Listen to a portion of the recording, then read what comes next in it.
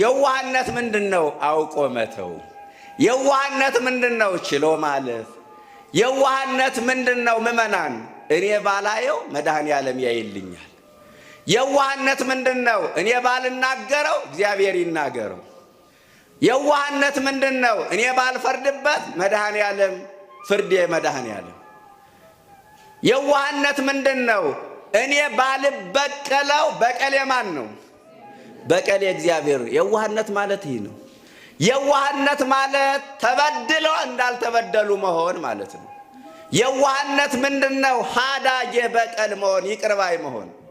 ይቅርባይ መሆን። እኛ እኮ ቂመኛ ታራቂዎች ነን። ቂመኛ ታራቂዎች።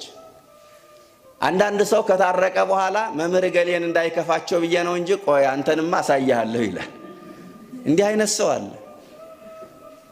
አንዳንዱ ከታረቀ በኋላ እነ ቄስ ገሌን ቅር እንዳይላቸው ብዬ ነው እንጂ አንተንማ አሰራልሃለሁ ይላል። ቂመኛ ታራቂዎች ነን ብዙዎቻችን። በሚገርም ሁኔታ አንዳንድ ሰው ብሞትም ሽማግሌ ተሰብስቦ ሰማይና ምድርን በፈጠረ በእግዚአብሔር ታረቅ ሲባል መስቀል ገፍቶ ሽማግሌ ረግጦ የሚወጣ ሰው የለም። ታረቅ ሲባል ማይታረቅ። ብሞትም ከሱ ጋር አልታረቅ የሚል ሰው ገጥሟቸው ያውቅም? ከሞተማ ማን ይፈልገዋል? እንዲህ አይነት ሰው አለ እኮ። ብሞትም ይቅር አልለውም የሚል ሰው ገጥሟቸው ያውቅም? መድኃኔዓለም ግን በሞቱ ምን አለን? ይቅር አለን። አባት ሆይ የሚያደርጉትን አያውቁምና ምን በላቸው።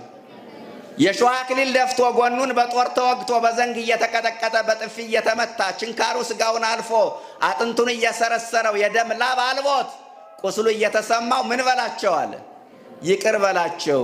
እኛ ቁስላችን እየተሰማን ይቅር እንላለን። ዛሬ ዓርብ አይደል ቀኑን እናስታውሰው እንጂ ቁስላችን እየተሰማን እኛ ይቅር እንላለን? ምእመናን ቆይ ቁስሌን ልርሰው አይደል ምንለው? ጠላቶቹ ካጠገቡ ሳይርቁ ይቅር በላቸው። እኛ መታረቅ እንኳን ምንፈልግ አሁን ፊቱን አታሳዩኝ ነው ምንለው። አንዳንዶቻችን ይቅርታ የተሸናፊነት ምልክት ይመስለናል። አሸናፊው ጌታ ግን በፍቅር ተሸንፎ ሁላችንንም ይቅር ብሎናል። ይቅርታ ማለት መንገድ ላይ ገፍቶን ያለፈ ሰው ይቅርታ ሲለን ችግር የለም ብሎ ማለፍ አይደለም። ከዚህ የዘለለ ነው። አምረረን የጠላነውን አንጀታችን ያቆሰለውን ፊቱን ላለማየት የወስንበትን ስሙ ሲጠራ ሚያንገሸግሸንን ስናስበው ሚያንቀጠቅጠንን ሰው ይቅር ማለት ነው ይቅርታ። ጠላታችሁ ቢከፋ ከአይሁድ አይከፋም። እንደ አይሁድ ቸንክሮ አልሰቀለንም። እንደ አይሁድ የሾህ አክሊል አልደፋብንም። አረ ጠላቴ ክፉ ነው ከአይሁድ አይተናነስም ካላችሁ ጠላታችን እንደ አይሁድ ቢከፋ፣ እኛ ግን እንደ ክርስቶስ ንጹሕ አይደለንም። ንጹሕ ክርስቶስ እጆቹ ላይ ያሉት ሚስማሮች ሳይነቀሉ ራሱ ላይ ያለው የሾህ አክሊል ሳይወርድ አባት ሆይ የሚያደርጉትን አያውቁምና ምን በላቸው? ይቅር በላቸው።